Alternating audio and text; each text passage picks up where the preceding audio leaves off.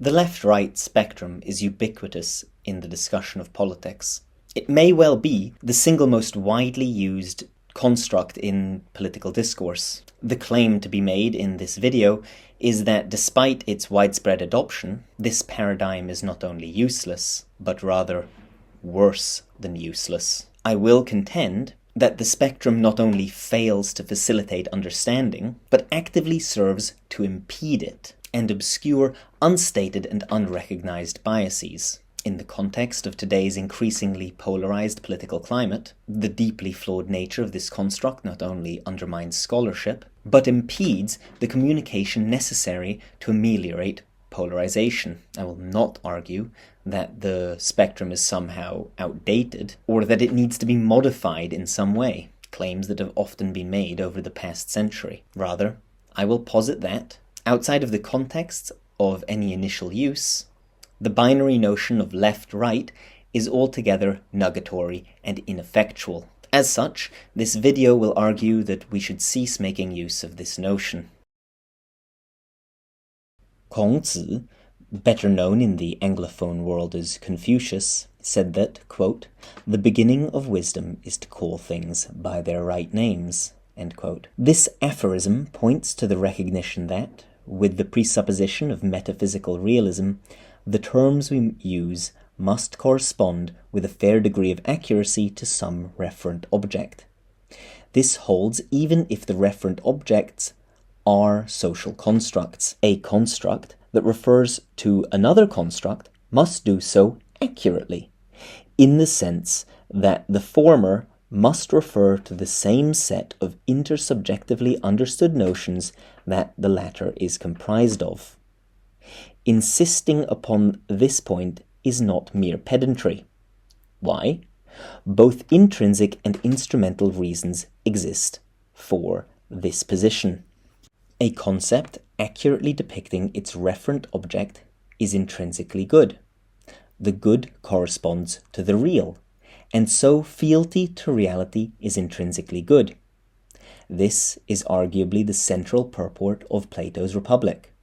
Truth is good in itself, and so our terms and concepts should correspond as closely as possible to truth.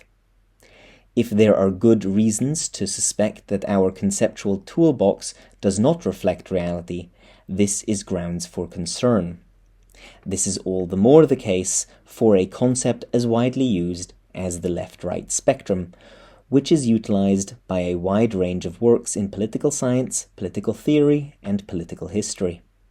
Furthermore, the spectrum is more often than not adopted uncritically, as if it is unproblematic to make use of it without defining it. If it is demonstrated, as this video seeks to do, that this construct is incoherent, it would cast doubt on the plethora of studies that ground themselves upon it. Segues into the instrumental reasons terms must correspond to realities. Communication is the only alternative to violence in resolving disputes. Without a common language, communication is impossible. If we agree that it is best to resolve disputes without violence, then we must have a common language amongst disputing parties. Politics is the realm of disputation wherein, according to Schmidt, the possibility of violence is always real. It would seem fair to assert that it is particularly important, then, that political discourse employs a common language. A language that corresponds to realities is naturally the only language that is going to be agreeable to all actors involved. It will be objected, one anticipates, that it is precisely the disputation over the nature of reality which is often the source of political contention. This I concede, but I do maintain that this does not mean that one should not seek to maximize the commonality of the language in use. It should then be a matter of great concern if, as will be argued, the most widely used concept in politics does not accurately depict reality. This having been established, the next section will define the subject of this study.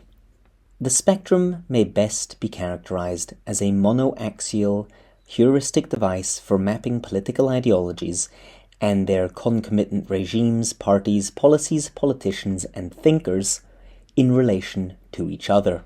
It serves to provide a simple shorthand for the visualizing of political differences.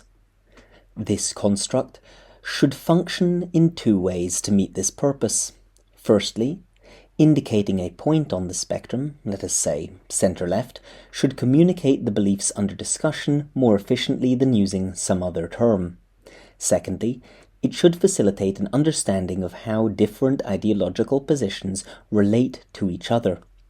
For instance, Party A is less right-wing than Party B, but Representative C has become more right-wing over time.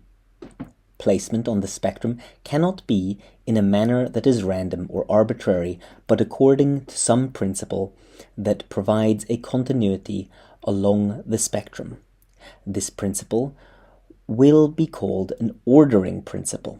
To illustrate, the ordering principle of the color spectrum is wavelength. Colors are not arranged on the color spectrum in a random or arbitrary manner, but according to the ordering principle of the wavelength that produces the colors. There is a continuity between different positions on the spectrum. They correspond to greater or lesser wavelengths. What is the ordering principle of the political spectrum? This is the crux of the problem identified by this video. The spectrum, being monoaxial, may only have a single ordering principle.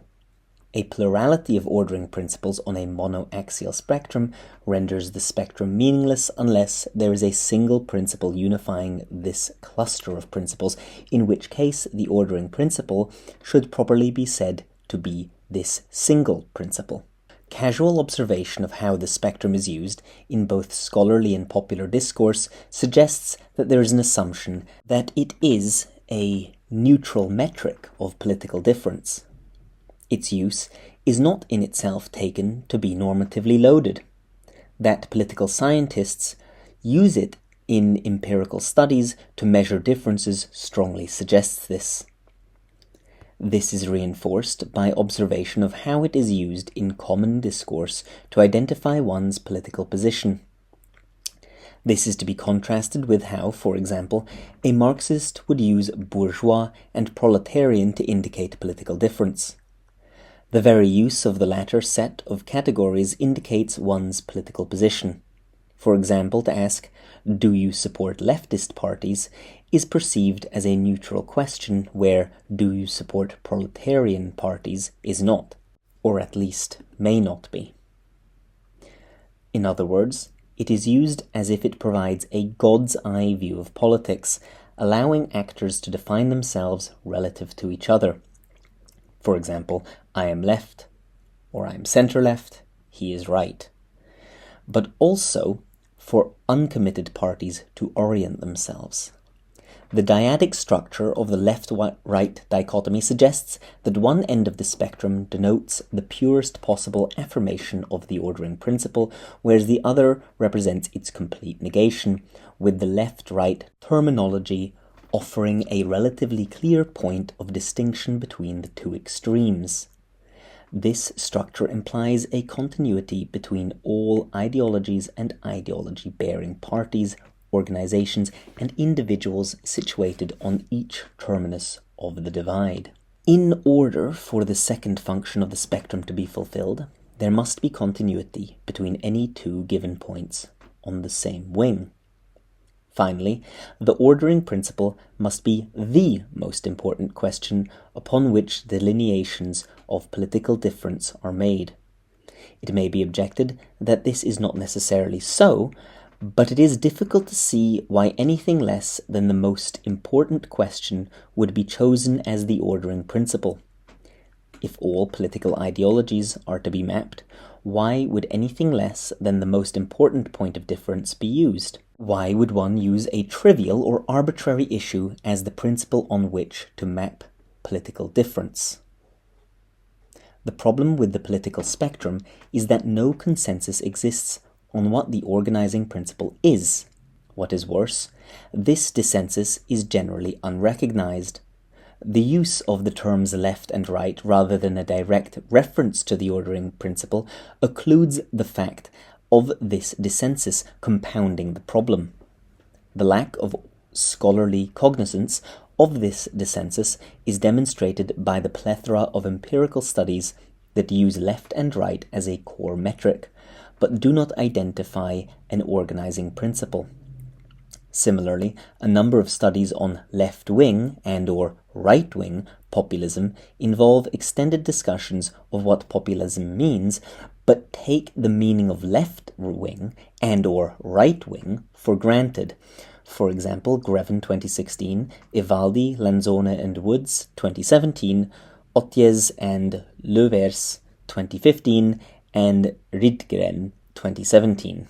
In what follows, we will consider some of the organizing principles that have been proposed and why they are unsatisfactory. The very fact that a plurality of organizing principles are in use demonstrates that there is dissensus on the issue. In deciding on the organizing principle, it makes intuitive sense to defer to the first use of the categories left and right.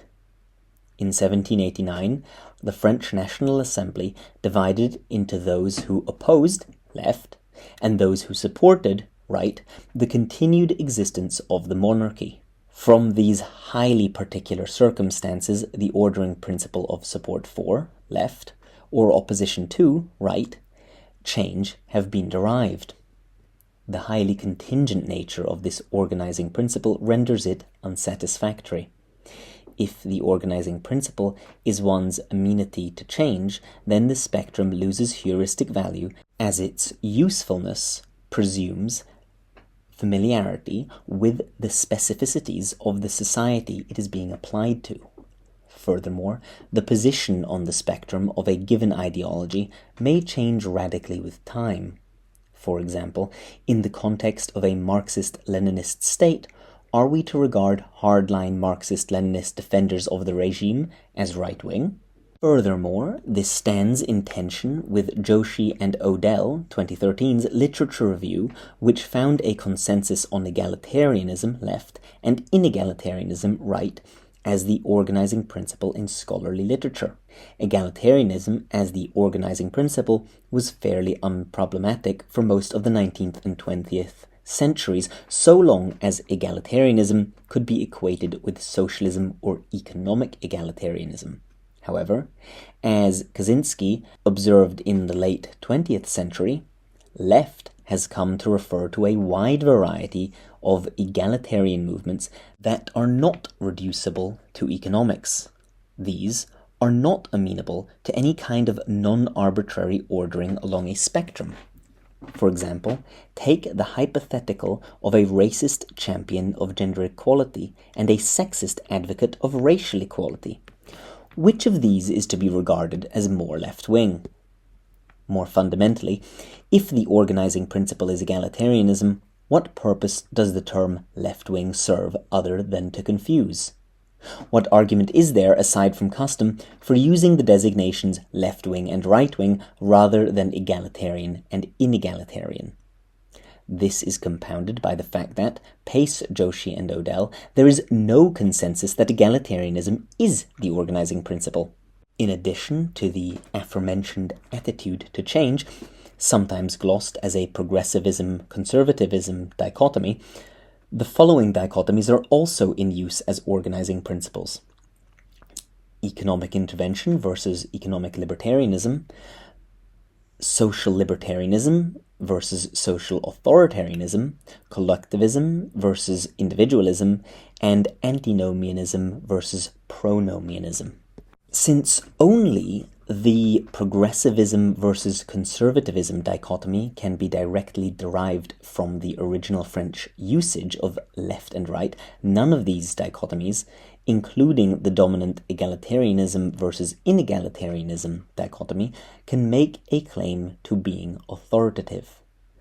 As already suggested, the highly contingent nature of the change versus status quo dichotomy makes it unsatisfactory.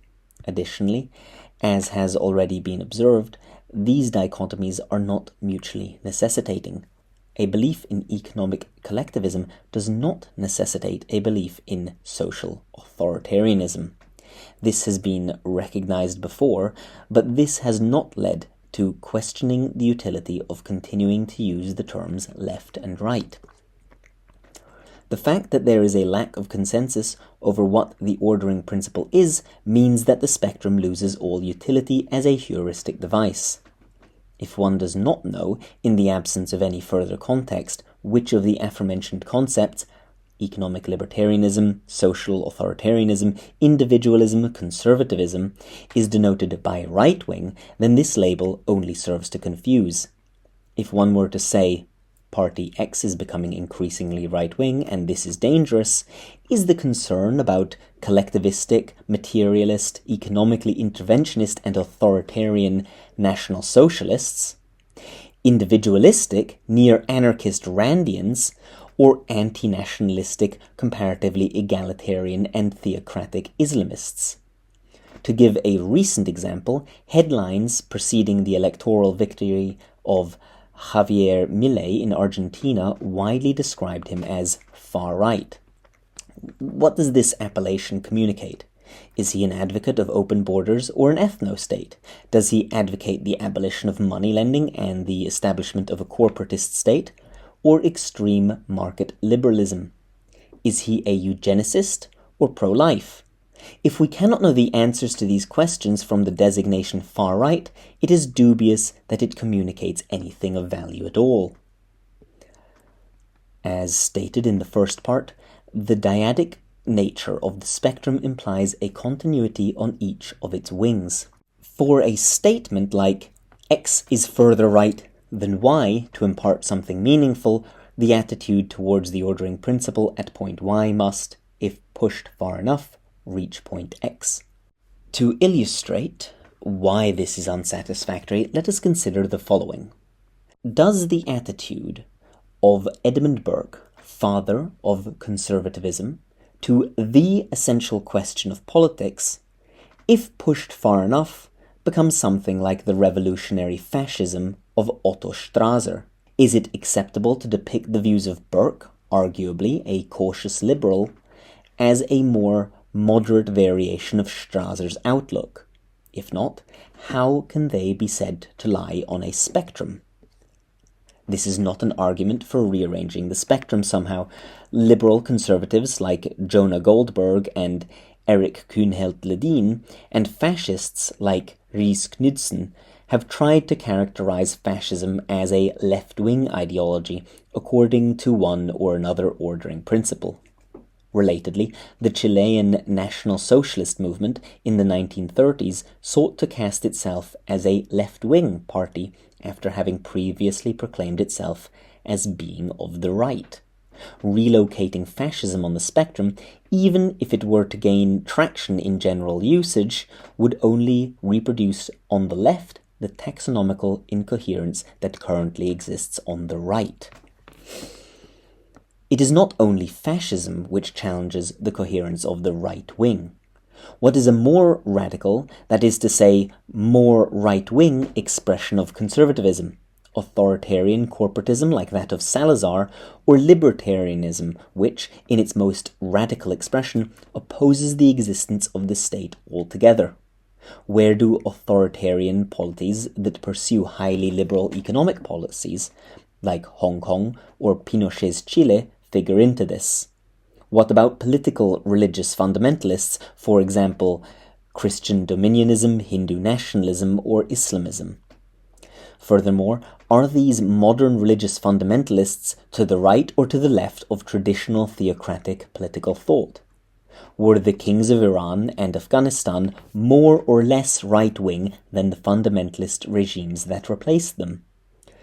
To be fair, some scholars seem unsure where to place fundamentalists on the spectrum. Hirsch and Royden seem to imply that Hamas is a left-wing organization, while Jasko, Lefree, Piazza, and Becker characterize Islamism separately from the left-wing and right-wing, without questioning what the need to do this says about the utility of the spectrum. It was previously stated that the left wing is more coherent than the right wing, but it is only relatively more coherent. The difficulty of reconciling the political and sometimes social authoritarianism of Marxism-Leninism with its economic egalitarianism is a familiar one. Are Marxist-Leninists to the right or to the left of anarcho-communists? One also wonders if the spectrum has contributed to the process of polarization that has been observed not only in the United States, but in other major liberal democracies like India, South Korea, Brazil, and Indonesia. It stands to reason that the suggestion that the beliefs of liberal conservatives and social liberalism lie on a continuum with fascism and Stalinism, respectively, would assist psychologically in enabling the rhetorical hyperbole that accompanies the process of polarization. Empirical research exploring this possibility would be of great interest. As alluded to previously, the spectrum is used as if it were a neutral instrument. It is here proposed that this not only is not the case, but cannot be the case. It is impossible to construct a value-neutral political spectrum because whatever ordering principle is chosen will reflect the axiological priorities of the one doing the choosing. A liberal holds liberty to be the chief normative good, so it follows that they would choose liberty as the organizing principle. An egalitarian prizes equality as the chief good, and so they can be expected to choose equality as the organizing principle. If it is reasonable to assume that the organizing principle must be the most important question of political difference, then why would it be that individuals holding seriously divergent normative positions could agree on an organizing principle? The continued use of the terms left and right serves to occlude this fact. The difficulties that this results in have already been illustrated with regard to treating egalitarianism as the organizing principle. To illustrate further, let us suppose economic liberty is taken as the organizing principle. This perspective, a fairly common one, associates the left with greater economic intervention and the right with less economic intervention. According to this organizing principle, National Socialism would have to be placed on the center-left. National Socialism, whatever else it may be, surely cannot be considered moderate. This is not merely a hypothetical scenario. Using economic liberty as his organizing principle in the manner described, Aminuddin placed the Hindu nationalist Bharatiya Janata Party, or BJP, on the center-right, and the, by all accounts, more radical Shiv Sena at the center. It is entirely reasonable for one speaking from the perspective of a given position to place all other positions on a spectrum according to the former's priorities. For example, a perennialist may permissibly offer a spectrum whose organizing principle is relative distance or proximity to tradition. What would be unreasonable is for said perennialist to expect others who do not share his normative priorities to accept this spectrum and place themselves on it. A final objection to the left-right spectrum takes a somewhat different tack from the arguments presented in the rest of this video. The spectrum arose from a specific episode near the beginning of Western political modernity. We find the beginnings of Western radical egalitarianism in the French Revolution, as well as the roots of Western conservatism in the reaction to said revolution, although it is interesting that Western liberalism antedates both. It therefore makes sense that the language of left and right should have such an impact on the modern West. It seems chauvinistic and Eurocentric, however, that a specifically Western paradigm should be applied globally. Would it make sense to place all political parties sitting in parliaments from Accra and New Delhi to Paris and London on a spectrum running from Mensheviks to Bolsheviks?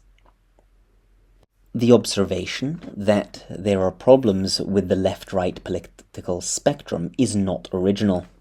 What is original to this video is the argument that the spectrum is unworkable. Previous criticisms of the spectrum have proposed some modification or another to the spectrum. One of these, repositioning certain ideologies on the spectrum, has already been dealt with. In this section, two other proposals will be addressed: horseshoe theory and a multi-axial spectrum. Horseshoe theory is the idea that the more one approaches the extreme of one pole of the spectrum, the more one resembles the extremity of the opposite pole. It is a revision of the spectrum that seeks to address the apparent similarities between fascists and Marxist-Leninists. This revision fails to salvage the spectrum. Firstly, it ignores the already discussed incoherence of the far right, reducing it to fascism. Secondly, it speaks entirely from the perspective of those at the center. It sees fascism and Marxism-Leninism as essentially similar in their differences from liberalism, while glossing over the fundamental differences between the two. Putting bourgeoisie or Jewish people in concentration camps may be indistinguishable in any important sense from a liberal perspective, but it makes all the difference in the world from a fascist or Marxist-Leninist perspective, or indeed from the perspective of a proletarian Jew or a Gentile bourgeois. Fascists and Marxist-Leninists vituperatively reject each other's positions and are highly unlikely to concede to their mutual co-location, save for National Bolsheviks, that is to say, those with a normative commitment to the union of fascists and communists. Horseshoe theory is almost exclusively made use of by those who place themselves at the center, reflects their viewpoint, and thus makes explicit the normatively loaded nature of the organizing principle. A more promising proposal has been to make the spectrum more complex. There have been many attempts to add a third pole to the binary spectrum, none of which seem to have recognized each other.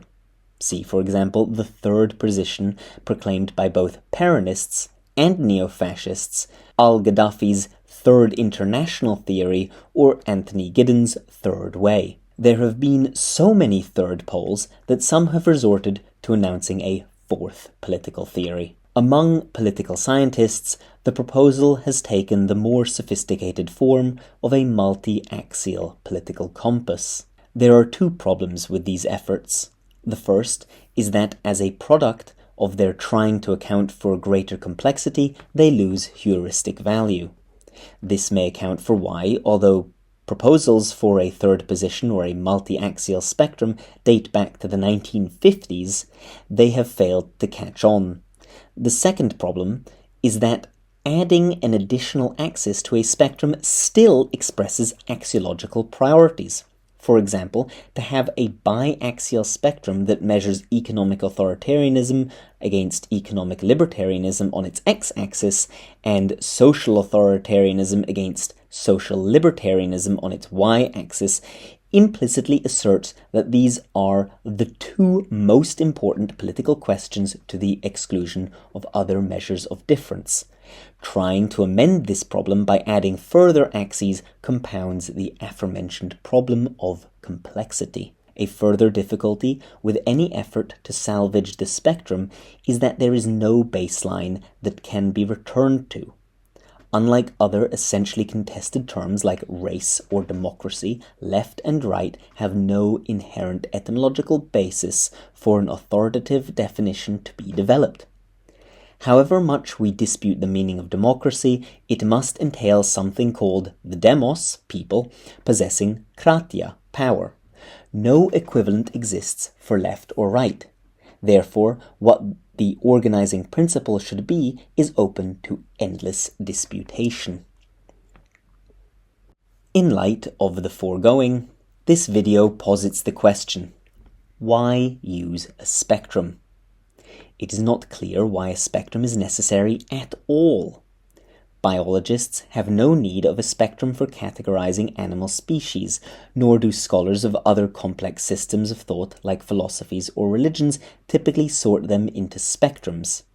Does Judaism fall to the left or right of Hinduism? Rather, this video posits that scholarship on politics and the discourse in general would be best served if the spectrum were abandoned altogether. Political thought is too complex to be sorted on a simple spectrum in a way that is not biased toward a particular normative position. Spectra could continue to be used usefully, but only in the context of a declared normative standpoint and not as a supposedly neutral measure. In place of the spectrum, following the ancient wisdom of Kongzi quoted at the beginning of this video, I propose that we call things by their right names.